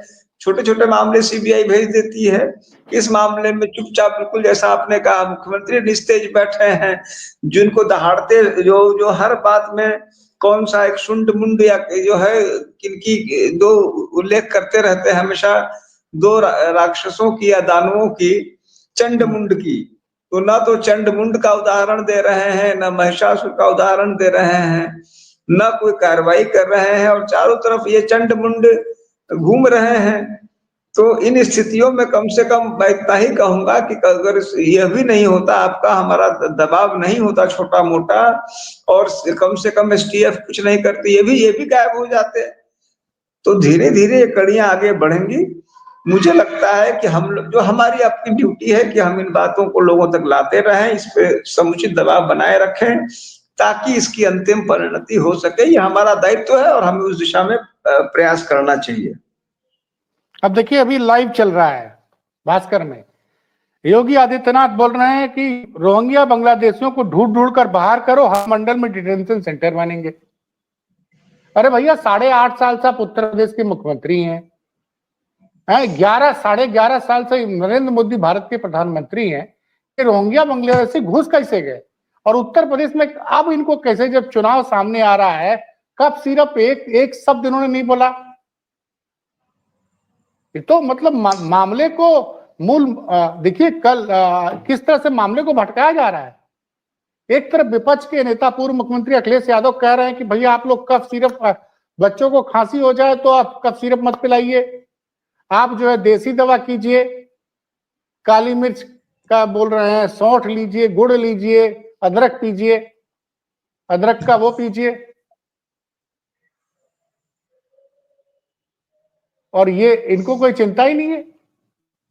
देखिए, मैं यह जान रहा हूं कि चूंकि मूल बात मेरी समझ में यही है कि चूंकि भारतीय जनता पार्टी को, श्री आदित्यनाथ को, और कई बार मुझे लगता है श्री नरेंद्र मोदी को यह वह मान चुका है, और कुछ हद तक वह सही भी दिखता है कि वोट पाने का, लोगों को अपने साथ रखने का, जिसको कहिए फार्मूला, जो फार्मूला हाथ आ गया है, और अब उस फार्मूले में यह सब बातें कहीं से महत्वपूर्ण नहीं दिखती हैं, इनका कोई महत्व नहीं दिखता है। जो जादुई चिराग 80-20 कटो बटो छटो ही दिखता है। तो अब इनका की पूरी ऊर्जा, पूरी शक्ति, जब तक हमारे साथ लोग हैं, जब तक मैं लोगों को भरमाने भड़काने में कामयाब हूं, तब तक मेरी गद्दी सुरक्षित है। यह भावना मुझे लगता है कि जिस बिंदु पर हमें चर्चा करनी चाहिए, जिस बिंदु पर हमें ध्यान देना और दिलाना चाहिए, वह यह कि किस प्रकार से आपको हमको भरमाया जा रहा है, मूल मुद्दों से विलग किया जा रहा है, किस प्रकार इन लोगों को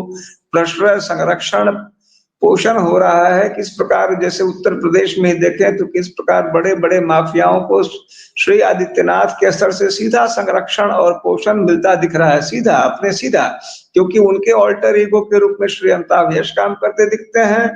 श्री अमिताभ यश के अंदर एसटीएफ सेलेक्टिव माफिया का पैटर्नेज करती दिखती है। तो सीधा प्रश्न जो दिख रहा है। सर हिंदी में बोल दीजिए, पैटर्नेज हमारे दर्शक समझ नहीं पाएंगे। सीधा प्रश्न मिलता दिखता है, इसमें कहूँ सीधा उनको प्रश्न मिलता दिखता है।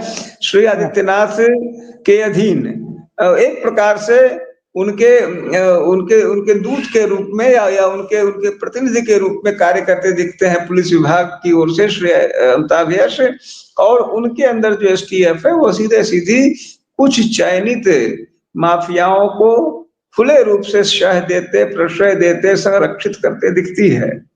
हमें इन मुद्दों पर चर्चा करनी चाहिए, और रोहिंग्या है नहीं है तो कहाँ है, वो तो आपकी ड्यूटी है, आप अपनी ड्यूटी निभा रहे हैं। अगर देश का यह कानून है कि कोई गैर कानूनी ढंग से ना आवे तो आप कीजिए, लेकिन आपकी यह भी ड्यूटी है कि अगर कोई, जिसको आप ये जो कहते हैं कि अपराधी हो और ये हो, तो ये अपराधी नहीं है जो कफ सिरप का काम कर रहे हैं। आर्थिक अपराधी भी हैं, सामाजिक अपराधी भी हैं, हर प्रकार से गंभीरतम जघन्यतम अपराध किया है। आपकी दृष्टि इस पर भी होनी चाहिए, लेकिन उस पर आपकी कोई दृष्टि नहीं है। उल्टे आपके जो लोग हैं वो इनको संरक्षित करते दिख रहे हैं। सर आपने किसी अधिकारी के ट्रांसफर के लिए भी आज डीजीपी को चिट्ठी लिखी है। श्री लाल प्रताप सिंह जी हैं, एडिशनल एसपी हैं एसटीएफ में। तो एसटीएफ के तो खैर मुखिया पर ही अब तमाम गंभीर आरोप लग रहे हैं श्री अमिताभ यश पे। श्री लाल प्रताप सिंह पर भी ये तमाम मामलों में उन पर आरोप लग रहे हैं। अब जैसे देखिए एक उदाहरण, अब कल मैंने देखा कि एसटीएफ ने एक प्रेस नोट जारी किया था जो कि जो गिरफ्तार अभियुक्त के बारे में था। उसमें 2 एफआईआर का जिक्र था। एक एफआईआर 387/2025, ये धारा 307 आईपीसी यानी कि जानलेवा प्रयास का मुकदमा था, जो थाना हजरतगंज में 2019 में लिखवाया गया। इसमें पूर्व सांसद श्री धनंजय सिंह और इस अभियुक्त को, एक व्यक्ति को, देखिए इस एफआईआर से तमाम बातें सामने आती हैं। एक तो ये आता है कि जिसको ये राम राज्य कहते हैं, अपराधी प्रदेश छोड़ के भाग गए, तो आप इस एफआईआर को पढ़िए।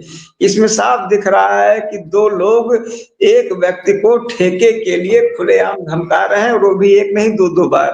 पहली बार धमकाया, दूसरी बार गोली मारा। उस मुकदमे में क्या हुआ क्या नहीं हुआ वो तो एक पहलू है।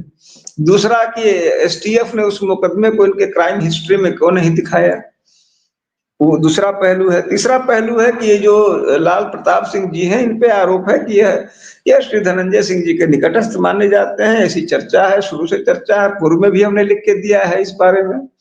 तो उनकी कार्यशैली पर गंभीर प्रश्न उठ रहे हैं। मेरी मांग है कि उनको इस दायित्व से खास करके इतने संवेदनशील स्थिति में, और एसटीएफ जिसको एक संवेदनशील विभाग कहते हैं, वहां से इनको विस्थापित किया जाए, यह मेरी मांग है। चलिए सर, आपने बड़ी जानकारी दी, फिर किसी बड़ी मुद्दे पर आपके साथ जुड़ेंगे। आज समय देने के लिए बहुत बहुत धन्यवाद। दोस्तों नमस्कार, मैं हूं आलोक पाठक और आप देख रहे हैं खबर दस्तक। देश में एक बड़ा घिनौना कांड हो रहा था। नकली कफ सिरप बेची जा रही थी और उस कफ सिरप को पीकर कई बच्चे जो है उनकी जीवन लीला समाप्त हो गई है। क्योंकि यूट्यूब बहुत से शब्दों को बोलने की आजादी नहीं देता, इसलिए मैं बोल रहा हूं कि उन कफ सिरप को पी के कई बच्चों की जान चली गई थी।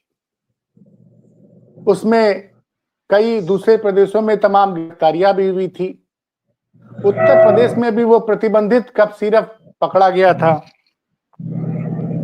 और उसमें खबर आई कि 100 करोड़ से ज्यादा का काम एक कंपनी थी जो कि रांची में बेस थी, उसने यूपी में और बाकी राज्यों में किया था। उसमें कई नाम चर्चित हैं। जो मुख्य नाम शुभम जायसवाल, जो मुख्य आरोपी है, उसके खिलाफ कहने को तो एफआईआर भी हो गई, लेकिन उस बंदे का नेटवर्क इतना जबरदस्त था कि वो 5 नवंबर को चुपके से दुबई निकल जाता है। लेकिन उस मामले में बहुत प्रेशर बढ़ रहा था, तो आज एक अमित सिंह टाटा की गिरफ्तारी हुई। अमित सिंह टाटा के नाम से एक फॉर्म रजिस्टर्ड थी और उसी फॉर्म में शुभम जायसवाल उसी फॉर्म के जरिए काम कर रहा था। अब ये साहब जो अमित सिंह टाटा गिरफ्तार हुए हैं, ये एक जौनपुर के बाहुबली के करीबी बताए जाते हैं। देखिए, ये सोशल मीडिया में तमाम रीलें वायरल हैं, तमाम मीडिया रिपोर्ट्स में उस बाहुबली का नाम आ रहा है, लेकिन नाम कोई खुल के लिख नहीं रहा है। 3 दिन पहले इस मामले में अमिताभ ठाकुर जी ने कुछ चिट्ठी लिखी थी। सर, अब तो पहली गिरफ्तारी हो गई, अब आपकी क्या मांग है? देखा जाए, जो आपने बात कही है, इसमें कोई शक नहीं कि इस मामले में जिस प्रकार से कार्रवाई होनी चाहिए थी वह बिल्कुल नहीं हो रही है, और यह निश्चित रूप से एक बड़ा घोटाला है, एक बड़ा मामला है, और घोटाले से ज्यादा यह एक गंभीर आर्थिक अपराध है। वो भी बिल्कुल नेटवर्क की तरह। जैसे हम लोग युवा थे तो हम लोग देखते थे, फिल्मों में दिखाते थे कि किस प्रकार से नकली दवाएं बिक रही है, उससे मृत्यु हो रही है, तमाम चीजें अपनी आंखों से आप और हम आज देख रहे हैं। इसे कफ सिरप, जो नकली कफ सिरप है, उसके माध्यम से। तो इसमें कष्ट का विषय यह है कि सत्ता के बल पे, सत्ता के साथ रह के, सत्ता के साथी इसमें और उसका लाभ उठा रहे हैं, उसमें महत्वपूर्ण भूमिका निभा रहे हैं। शुभम जायसवाल को ही निकलने की जो बात है, तो मैं यह मानता हूं, दृढ़तापूर्ण रूप से यह मानता हूं कि उनका निकलना एक संयोग नहीं है। जैसे कि लोग कहते हैं, आरोप लगते हैं कि विजय माल्या इस देश को छोड़ के जब भागे तो तमाम एजेंसियों को उनके बारे में जानकारी मिल गई थी, तमाम लोगों से मिल के गए थे। कई लोग यहाँ तक कहते हैं कि तत्कालीन जो वित्त मंत्री थे उनसे मिल के गए। मैं उसी प्रकार से शुभम का इस प्रकार से अचानक चला जाना उतना आसान नहीं मान रहा, क्योंकि पुलिस के जो हाथ होते हैं, यदि पुलिस चाहती तो शुभम जैसे व्यक्ति को गिरफ्तार करना कोई भी बड़ी बात नहीं थी। मेरा यह स्पष्ट मानना है, और मेरा यह स्पष्ट साफ आरोप है कि शुभम यदि निकला तो पुलिस की शह से निकला। पुलिस की जो एजेंसियां इसकी जांच कर रही हैं उनके संरक्षण और सहयोग के कारण निकला, अन्यथा यह संभव नहीं था कि वह निकल के दुबई चला जाता। हम लोगों ने भी, आप लोगों ने भी लगातार सोशल मीडिया पर, अन्य स्थानों पर तमाम लोगों के नाम लिए हैं, जिसमें आज जो व्यक्ति गिरफ्तार हुए हैं अमित सिंह टाटा, उनका नाम लगातार आया है, और वाराणसी के, जौनपुर के तमाम अन्य लोगों के नाम भी आए हैं, जिनके संबंध में कुछ और साक्ष्य मैं भी अपने स्तर से इकट्ठा कर रहा हूं, और मैं भी अपने स्तर से, आप साथी और तमाम अन्य लोग ऐसे जो रियल किंग पिन जिनको कहेंगे, क्योंकि शुभम और अमित सिंह टाटा निश्चित रूप से वह सत्ता के ऊपर के लोग हैं, सत्ता के अंदर के जो लोग हैं, जो सत्ता में बैठे हुए हैं, सत्ता के साथ चल रहे हैं। कोई उन्हें बाहुबली कह रहा है, कोई उनमें से विभिन्न संवैधानिक और वैधानिक पदों पर भी बैठे हुए हैं। तो इन लोगों के बारे में पुख्ता सबूत लेके आपके सामने मैं भी आने का प्रयास करूंगा। आप लोग भी अपनी ओर से लगे हुए हैं। इतना तय है कि शुभम जायसवाल का निकलना निश्चित रूप से पुलिस की मदद के बिना, सत्ता संरक्षण के बिना संभव नहीं था, असंभव था। और अमित सिंह टाटा की गिरफ्तारी भी मेरा यह स्पष्ट रूप से मानना है कि वह सत्ता के ऊपर की चीज है।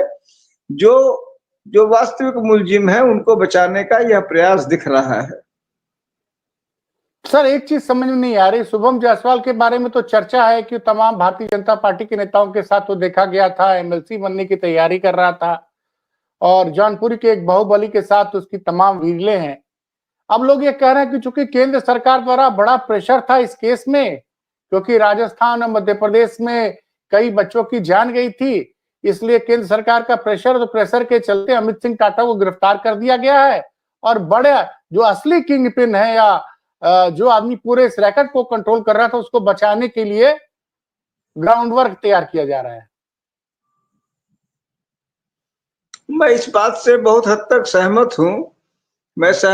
मैं तो शुभम जायसवाल का निकलना भी उसका ही एक ये मानता हूं। मैं कहूंगा कि, और वह भी मैं बता दूं कि यह नहीं है कि जौनपुर पुलिस और वाराणसी पुलिस, मेरा यह मानना है कि यह संगठित गिरोह को जो भी संचालन हो रहा है, इनको जो संरक्षण हो रहा है, वह भी पुलिस विभाग में उच्चतम स्तर पे एसटीएफ आमतौर पे इसकी जांच करती हुई बताई जा रही है। एसटीएफ के स्तर पे, एसटीएफ में उच्च स्तर पे मेरी जानकारी के अनुसार उन्हें संरक्षण है, और वह संरक्षण जो वर्तमान समय में लगातार देखा जा रहा है कि जो हम लोग अक्सर चर्चा करते हैं कि माफिया अब उत्तर प्रदेश में दो तरह के हो गए हैं, एक सत्ता पोषित, सत्ता संरक्षित, और एक सत्ता विरोधी। तो सत्ता विरोधी में तो जो 3-4 को ऊपर ही भेज दिया गया, जिनके मृत्यु के भी जो तथ्य रहे वो लगातार विवादित रहे। जो सत्ता संरक्षित माफिया पूर्वांचल में ज्यादा है, पश्चिम में भी कुछ है, उनके नाम लगातार सामने आते रहते हैं। उनमें से ही कुछ लोगों का नाम इस मामले में आ रहा है, और कहीं ना कहीं पुलिस विभाग, विशेष करके एसटीएफ पर भी उन्हें संरक्षित करने, उन्हें बचाने का प्रयास करने की तथ्य प्रथम दृष्टया दिख रहे हैं। एसटीएफ की अब तक की जो भूमिका रही है वह निश्चित रूप से सवालों के घेरे में है, ऐसा मेरा स्पष्ट रूप से मानना है।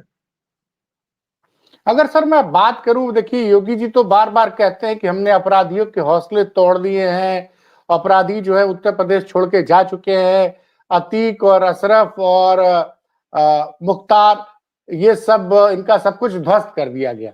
देखिए एक तरफ तो योगी जी हर मंच पे दावा करते हैं, इसी बीच अतीक अहमद के छोटे बेटे का एक वीडियो वायरल है, रील बनाई उसने, जिसमें वो लग्जरी गाड़ियों से चल रहा है, और बड़ा आपत्तिजनक गाना उस रील में लगा हुआ है। वो सोशल मीडिया पे शेयर हुआ तो उसके खिलाफ एफआईआर दर्ज हुई। सवाल ये उठता है कि जब अतीक अहमद का जो सारा आर्थिक साम्राज्य तोड़ दिया है उत्तर प्रदेश की पुलिस ने, जैसा योगी जी दावा करते हैं, फिर ये अतीक अहमद का बेटा कैसे लग्जरी गाड़ियों के काफिले के साथ घूम रहा है? पहली बात तो ये है सर, पहला सवाल मेरा ये। और एक दूसरा सवाल ये है कि शुभम जायसवाल 5 नवंबर को चले जाते हैं दुबई, जबकि पता था कि उनके खिलाफ एफआईआर दर्ज हो रही है, तमाम चीजें हो रही हैं और किंग पिन है। उसी तरह एक राशिद नईम थे, एक लखनऊ में साइंस सिटी हुआ करती थी, वो बंदा योगी जी के मुख्यमंत्री बनने के 1.5-2 साल बाद 60,000 करोड़ का उसने घोटाला किया है और योगी जी की नाक के नीचे से निकलकर दुबई पहुंच गया। आज तक यूपी पुलिस उसको ले नहीं पाई और उस मामले में तो बड़े गंभीर आरोप लगे। एक सज्जन जो कि योगी जी के मीडिया सलाहकार बताए जाते हैं, डॉक्यूमेंट्स में ये आया है कि उस सज्जन ने जो भागा है साइंस सिटी का मालिक, साइंस सिटी ने योगी जी के पूर्व मीडिया सलाहकार को 5 करोड़ से ऊपर का लोन भी दिया था, तो भी उनके सरकारी आवास पर। पता नहीं आज तक क्या जांच हो रही, क्या नहीं जांच हो रही है। तो क्या शुभम जायसवाल को संरक्षण देने वाले के खिलाफ उसी तरह की जांच होगी जिस तरह से योगी जी के पूर्व मीडिया सलाहकार पर आरोप लगे थे कि उन्होंने साइंस सिटी के मालिक से 5 करोड़ 60 लाख रुपए लोन लिया था? इसका बड़ा हल्ला मचा। आज तक क्या जांच हुई, क्या नहीं हुआ, किसी को कुछ पता नहीं। देखिए तो ये जो दावे और हकीकत में जो अंतर है, मैं उसमें सवाल पूछता हूँ क्योंकि आप रिटायर्ड, माफ कीजिएगा, जबरिया रिटायर्ड आईपीएस हैं और आप दिन रात सजग रहते हैं अपराधियों को सजा दिलाने के बाद के लिए, नौकरी छोड़ने के बाद भी दिन रात आप चिट्ठी लिखते हैं, मुकदमे करते हैं। देखिए, मैं इस मामले में यह कहना चाहूंगा कि चूंकि दावों की हकीकत आप और हम अच्छी तरह जानते हैं, दावों का उनका अधिकार इसीलिए है कि सत्ता उनके हाथ में है और सत्ता के यंत्र, सत्ता के तंत्र, सत्ता के तमाम वाद्य यंत्र जो हैं, जो भोंपू है, वो उनके हाथ में है, श्री आदित्यनाथ जी के। तो जो वो कहते हैं वही जो है, वही सारे वाद्य यंत्र उसी के अनुसार संचालित होते हैं, वही बात कहते हैं। जो स्वर्णाक्षरों में वह बातें कही जाती हैं कि योगी जी अपराध के खिलाफ हैं, अपराधियों के खिलाफ हैं। जैसा मैं कई बार, मुझे एक जो फिल्म याद आ जाता है, अमीश, क्या नाम था उनका, कौन, देवगन जो है, मिस्टर अजय देवगन, उनकी फिल्म थी जिसमें उनका एक डायलॉग था, I hate crime, I hate criminals. तो कुछ कुछ जो है, मुझे ये डायलॉग श्री आदित्यनाथ जी जो है, हमारे मुख्यमंत्री जी का भी कुछ इस तरह का डायलॉग होता है। तो डायलॉग बोलने में कोई ज्यादा पैसा नहीं लगता, कोई ताकत नहीं लगती, कोई भी आदमी कोई भी तकिया कलाम इस्तेमाल कर सकता है। तो मौजूदा सरकार और मुख्यमंत्री महोदय अपराध मुक्त की का दावा करके राजनीतिक सफलताएं प्राप्त कर रहे हैं, यह सही है। लेकिन उसकी हकीकत हम लोग सभी जानते हैं कि सब कुछ, हर कुछ यहाँ पर उत्तर प्रदेश में पूरी, मैं कहूंगा, विभत्सता के साथ, अत्यंत ही विभत्स रूप में, अत्यंत ही गंभीर रूप में, अत्यंत ही खतरनाक रूप में चल रहा है। भ्रष्टाचार की दरें कई गुना बढ़ गई हैं। मैं कम से कम 4 चिट्ठियां भेज चुका हूं। सोमेंद्र तोमर जी यहाँ एक मंत्री हैं, ऊर्जा राज्य मंत्री, सबूत मेरे पास है। उनके जो है करीब 15 या 20 करोड़ रुपए के तो आधिकारिक रूप से उनकी श्रीमती जी के और 3 ट्रस्ट के नाम पे लगातार, जैसे लग रहा है कि मंत्री बनने के बाद उनका प्रमुख काम ही केवल जमीन खरीदना हो गया हो। कोई उन कागजों को छू भी नहीं रहा है। ऐसे ही जो भी भ्रष्टाचार के मामलात आते हैं, अब ये शुभम का हो, जो आपने मृत्युंजय कुमार जो मीडिया सलाहकार का नाम दिया, कोई लोग कहते हैं पूर्व हो गए, कोई कहते हैं वर्तमान है। इतनी जैसे कि वो तो पाकिस्तान में जो है कि इमरान खान जीवित हैं कि उनकी मृत्यु हो गई, लगभग वही स्थिति हमारे यहाँ यूपी में है कि मृत्युंजय कुमार जी मीडिया सलाहकार हैं या पूर्व हो गए, इस पर भी कोई आधिकारिक स्थिति स्पष्ट नहीं है। तो इतनी अस्पष्टता, और वो व्यक्ति 5.5 करोड़ के करीब, उस मामले में भी मैंने लोकायुक्त के यहाँ जांच भेजी। लोकायुक्त ने कहा कि जांच हमने टेकअप किया है। आज 6 महीने बीत गए, लोकायुक्त ने क्या किया क्या नहीं किया मालूम नहीं, सरकार ने उस पर कभी छुआ नहीं। और मैंने हाई कोर्ट के आदेश देखे तमाम साइंस सिटी को लेके, हाई कोर्ट ने इतनी गंभीरता दिखाई थी, ईडी को डांटा था, यूपी पुलिस को डांटा था, सब लोग डांट वाट खा के हाथ वाथ झाड़ के सब घूम रहे हैं। वो जो उसका मालिक था वो अब चला गया है दुबई या ईश्वर जाने कहाँ पर, इस देश को छोड़ चुका है, जैसे ही शुभम छोड़ चुके हैं। तो यह जो हाथी के दांत खाने और दिखाने की और वाली बात है, तो छोटे छोटे लोगों पर तो पूरी कार्रवाई हो जा रही है, विपक्षी विरोधी लोगों पर तत्काल पूरी कार्रवाई हो जा रही है। जो सत्ता संरक्षित सत्ता पोषित अपराधी हैं, हर प्रकार के विभागों के अंदर अधिकारियों के शक्ल में, यहाँ तमाम ऐसे अधिकारी हैं जो मुख्य रूप से अपराधी हैं और उच्चतम पदों पर जिन्हें तैनात कर रखा है वो क्रिमिनल माइंड के हैं, क्रिमिनल के बिहेव कर रहे हैं और उन्हें सालों साल महत्वपूर्ण दायित्व दिए जा रहे हैं। पुलिस विभाग में भी है, अन्य विभागों में भी है। तो जिस प्रकार से सत्ता संरक्षण में सब कुछ समस्त अराजक कार्य किए जा रहे हैं, पुष्पित पल्लवित हो रहे हैं, संरक्षित किए जा रहे हैं। अब यही आप देख लीजिए कफ सिरप वाली बात, मैं पूछता हूं कि इस बात के लिए किसी को अकाउंटेबल क्यों नहीं बनाया गया कि आखिर शुभम जब रडार पे था तो कैसे भाग गया? किसी से मतलब नहीं है। जाहिर सी बात है कि इसको उच्चतम स्तर पे इसे रेड ये कारपेट में मिला होगा, वो निकल गया होगा। अन्यथा यह बात कैसे मान ली जाए कि इतनी जो कड़ी पुलिस की व्यवस्था रहती है उसके बीच कोई आदमी हिंदुस्तान में नहीं विदेश चला जाए और कुछ का कुछ ना हो। वही बात जो आपने कहा साइंस सिटी वाले का हुआ, कुछ नहीं हुआ। मृत्युंजय कुमार के ऊपर इतने गंभीर आरोप लगे, अभी तक कुछ नहीं हुआ। मैंने सोमेंद्र तोमर जी पर गंभीर आरोप साक्ष्य सहित बताए, कुछ नहीं हुआ। एक सांसद थे मिस्टर पाठक, कन्नौज में पुलिस चौकी में घुस के उन्होंने घूसों से मारा दरोगा को, उनका कुछ नहीं हुआ। छोटे छोटे मामलों में और लोगों पर मुकदमे हो जाते हैं। आजम खान पर 78 या 90 या 106 या कितने मुकदमे हैं, मुझ पर इस दिन पिछले दिनों 2 कर दिए। जो गरीब है, कमजोर है, उस पर आप मुकदमा दर मुकदमा कर दीजिए। जो जो गंभीर अपराध कर रहा है, वास्तविक रूप से अपराध कर रहा है, वो उनसे कोई वास्ता नहीं है। वो पूरी तरह से आजाद हैं और सशक्त हैं गलत करने के लिए। नहीं सर, एक तो मुझे याद आ रहा है एक और मामला था, मायावती जी मुख्यमंत्री थी और एनआरएचएम के घोटाले काफी खुल रहे थे।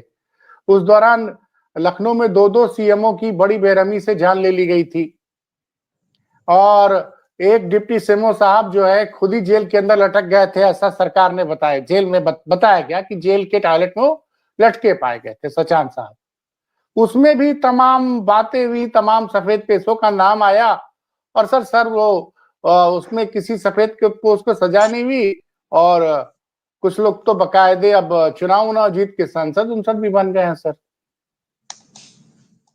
निश्चित रूप से लेकिन मैं कहूंगा कि देखिए, अब आपने तुलना की तो मुझे तो लग रहा है कि मायावती जी के समय कम से कम इतना भर, जिसको कहते हैं आंख की लाज, इतनी भर थी कि उनके प्रमुख सचिव जो थे प्रदीप शुक्ला, उन पर भी एफआईआर हुआ।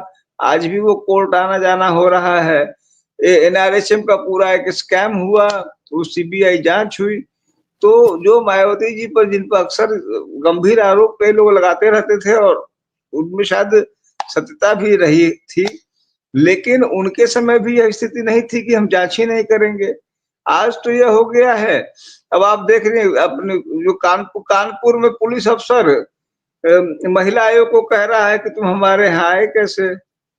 तो जिस प्रकार से पूरे उत्तर प्रदेश को मैं यह मानता हूं कि श्री आदित्यनाथ ने जिस प्रकार से इसे एक पुलिस स्टेट में तब्दील कर दिया है, बदल दिया है, वह बहुत ही खतरनाक है, जिसके भविष्य में गंभीर दुष्परिणाम अभी भी हो रहे हैं। आज पुलिस अपने आप को इतना ताकतवर समझ रही है कि किसी संगठन को, किसी संस्था को कुछ नहीं समझ रही है। तो जो पुलिस के बल पे राज करना चाहेंगे तो निश्चित रूप से कठिनाइयां तो उसकी आएंगी ही, उसकी दुश्वारियां भी सामने आएंगी और उसके खतरे भी ऐसा नहीं कि छिपे रहेंगे। लेकिन सर ये तो आप तो खुद आईपीएस रहे हैं सर, ये मतलब कफ सिरप में नकली सिरप, और उसमें कई मतलब आपको तो याद ही हुआ कई बच्चों की जान चली गई थी जहरीली कफ सिरप से। उसके मामले में जांच इतनी धीमी गति से कैसे चल रही है, ये समझ में नहीं आ रहा है। और ये शुभम जायसवाल भाग कैसे गया? आप बिल्कुल सही बोल रहे हैं भाई, नीरव मोदी भाग के चला गया, विजय माल्या चले गए, और एक सज्जन और थे सर, वो उनका नाम नहीं मुझे याद आ रहा है, वो शायद अभी वापस लाए जाने वाले हैं, किसी और देश में बैठे हुए हैं। एक बड़े व्यवसायी थे तो सब। और उसके अलावा उत्तर प्रदेश की बात करें तो साइंस सिटी का मालिक भाग गया, अब ये भाग गया शुभम जायसवाल, और सब के सब विदेश चले जाते हैं। और यहाँ एजेंसियां सिर्फ जो है वो मुझे लगता है सेफ पैसेज दे दिया जाता है क्या, कि कहीं ना कहीं मुझे अभी लग रहा है कि सारे लोग मिले हुए हैं इसीलिए अपने को बचाने के लिए। जैसे कुछ लोग कहते हैं विकास दुबे की गाड़ी अगर नहीं पलटती तो बहुत लोग बेनकाब हो जाते। निश्चित रूप से आखिर मैं पूछ रहा हूं कि शुभम दुबे, मैं यह स्वीकार नहीं कर सकता कि शुभम दुबे बिना पुलिस के, और मैं एसटीएफ पर विशेष रूप से यह उंगली उठा रहा हूं क्योंकि एसटीएफ ऐसे मामलों में बढ़ चढ़ के जब उसकी इच्छा होती है, जिस हद तक इच्छा होती है, कंट्रोल मैकेनिज्म से चलते हैं, ये कंट्रोल्ड मूवमेंट करते हैं। जैसे मान लीजिए आपको याद होगा यहाँ पे पुलिस भर्ती में घोटाले हुए, कंट्रोल्ड, कुछ थोड़े से मतलब कहूंगा कि सतह पे कुछ कार्रवाई कर दी, जो असली अपराधी है उनको बचा लिया। कंट्रोल्ड ढंग से सारा कुछ हो रहा है क्योंकि सारा कुछ तो टॉप से संचालित हो रहा है। हाँ, तो इसका मतलब जिसको राजनीतिक संरक्षण मिला हुआ उसकी तरफ पुलिस देख नहीं रही है। राजनीतिक संरक्षण इसीलिए मिला हुआ है क्योंकि जो अपराध कर रहे हैं, संगठित अपराध कर रहे हैं, और मतलब पूरी तरह से पैसा कमा रहे हैं, पैसा बांट रहे हैं अधिकारियों के बीच में, व्यवस्था के बीच में। और चूंकि मैं कहूंगा कि चूंकि सिस्टम उनका है इसीलिए उनकी ही वाहवाह है। लोग जो मुझे पूर्ण विश्वास है कि तमाम लोग इस बात को जान समझ रहे हैं, और जो नहीं जान रहे हैं वो भी इस बात को समझेंगे, जानेंगे कि व्यवस्था में केवल चकाचौंध करके, धर्म और जाति और इस तरह की बातें करके जो मूल मकसद है वह आज भी पूरी तरह से, बल्कि मुझे कई बार अब लगने लगा है कि पिछले कई सरकारों की तुलना में वर्तमान समय में भ्रष्टाचार इस कारण ज्यादा है क्योंकि पहले कहीं ना कहीं कम से कम एक आंख की लाज सरकारों में थी, और उनका उस हद तक नियंत्रण, जिसको फोर्थ कॉलम कहते हैं, चौथा खंभा कहते हैं, उसको उस हद तक नियंत्रण नहीं था। लेकिन अब साम दाम दंड और भेद का प्रयोग करके चौथा खंभा चूंकि पूरी तरह से समर्पित हो गया है, अतः बिल्कुल ही मैं कहूंगा कि मुक्त भाव से भ्रष्टाचार और अपराधीकरण हो रहा है, और चौथा खंभा नतमस्तक है। आदमी के पास, मेरे जैसे आपके जैसे आदमियों के पास अपनी बात कहने की जगह नहीं है। नहीं, वो तो सर आप सही कह रहे हैं, चैनल उड़ा दिया जाता है, चैनल पे मतलब वो कितनी चीजें हम और आप झेल रहे हैं वो तो हम और आप ही जान रहे हैं। तो मतलब कुल मिला के ये माना जाए कि संगठित अपराध बढ़ा है जब से उत्तर प्रदेश में भाजपा आई है। 100% बढ़ा है। इसमें मैं समझता हूं कि आप और हम इस बात को बखूबी देख रहे हैं, जान रहे हैं, समझ रहे हैं। चूंकि व्यवस्था को ही हाईजैक कर लिया गया है, इसीलिए ऐसा कहने वाले या तो प्रताड़ित हो जा रहे हैं या उनकी आवाज दबा दी जा रही। सर आप तो चूंकि कई मामलों में कोर्ट भी जाते हैं और ये बड़ा मामला है, बच्चों को जहरीली सिरप मतलब जहरीली दवा, एक तरह से कफ दवा के नाम से, कफ सिरप के नाम से सप्लाई किया गया है, तो इस मामले में क्या सुप्रीम कोर्ट आप जाएंगे कि इसकी पूरी जांच सुप्रीम कोर्ट की निगरानी में हो? क्योंकि सुप्रीम कोर्ट की निगरानी में अगर जांच होगी तब शायद जिनको पॉलिटिकल पैट्रोनेज, जिनको पॉलिटिकल राजनीतिक संरक्षण जिनको मिला, वो उनको पुलिस और जांच एजेंसियां पूरे देश की बचा नहीं पाएंगी। देखिए, आपने कहा है, मैं इस संदर्भ में प्रयास करूंगा क्योंकि हम लोग की सीमाएं हैं हर तरह से। आपने अच्छा सुझाव दिया है, एक वाजिब बात कही है, मैं निश्चित रूप से इस सुझाव का सम्मान करूंगा, इस पर ध्यान रखूंगा और इस दिशा में प्रयास करूंगा। चलिए सर, जो समय दिया आपने एक फोन पे रात के समय, उसके लिए बहुत बहुत धन्यवाद।